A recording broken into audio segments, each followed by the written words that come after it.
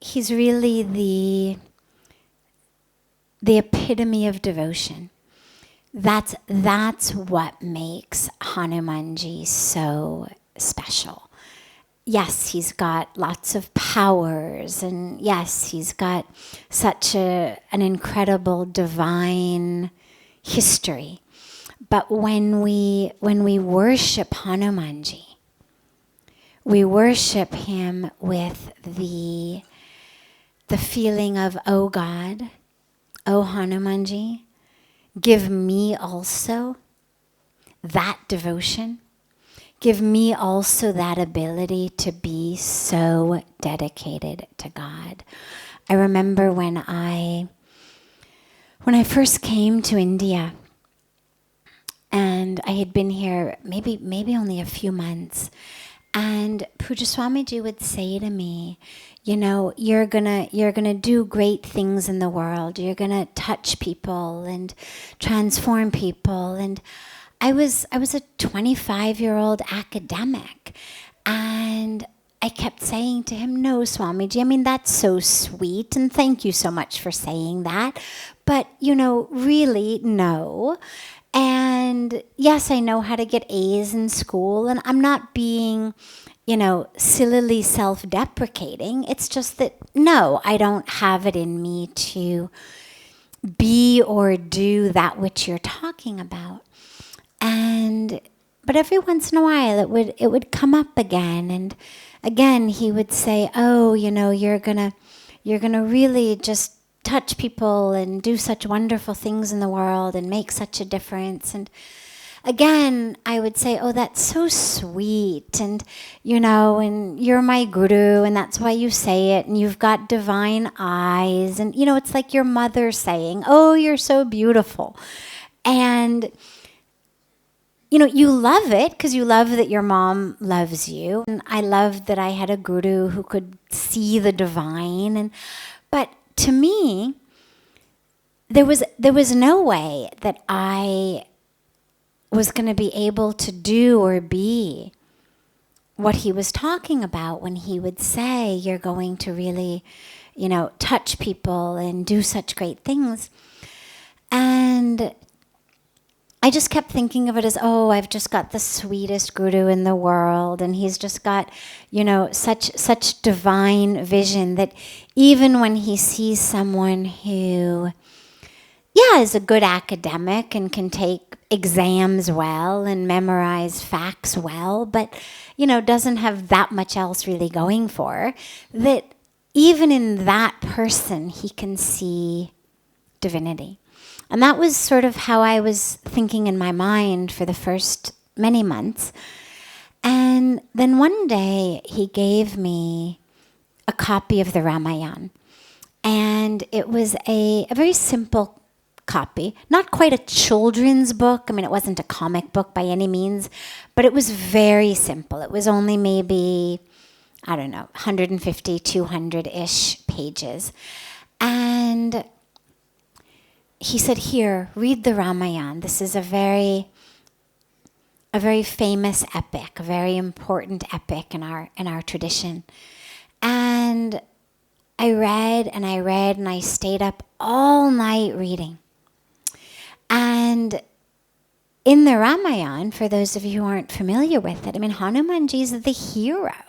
He's the one, I won't go into the whole story now, but he's the one who really saves the day.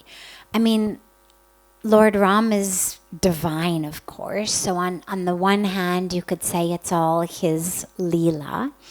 And yet, on the other hand, here, his wife has been abducted by this demon king, and she's being held hostage. And, you know, and Hanumanji's the one who's the hero, and he flies across the ocean when there's no bridge, and he goes to Lanka, and he's really this incredible hero, and he does so many miracles in the the Ramayana, and I stayed up all night reading it. And the next morning I went to Swamiji with just tears pouring down my eyes, and I said, wow, I said, maybe what you say is right. I said, because here's this monkey. Hanumanji's in the shape of a monkey and the form of a monkey. Yes, he's divine, but the form is a monkey. But he did all these miracles that monkeys can't do. And in my favorite story of the Ramayana, at the end of the war, when Hanumanji's been the hero, and people say to him, how did you do this? You are such a hero, Hanuman. You flew across the ocean and you made yourself enormous and you made yourself tiny. And when we needed the Sanjeevani for Ram's brother Lakshman to bring him back to life, you brought the whole Himalayas. You carried the whole Himalayas in your hands. And when you had to get back before sunset, well, no problem. You just took the sun and you stuck it under your arm and you prevented it from setting. And how did you do all these miracles? Well, Hanumanji said,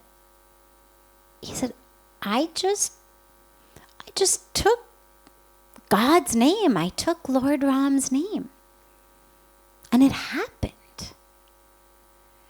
And that for me is really the message of not just Sundarkand, but the message of life, the message of devotion, the message of miracles, whether miracles outside, miracles inside, it's all there with us.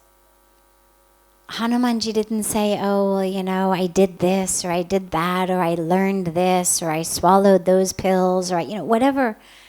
Just, I had to fly across the ocean. I just closed my eyes on the shore and took Lord Ram's name and put my foot down, and I flew.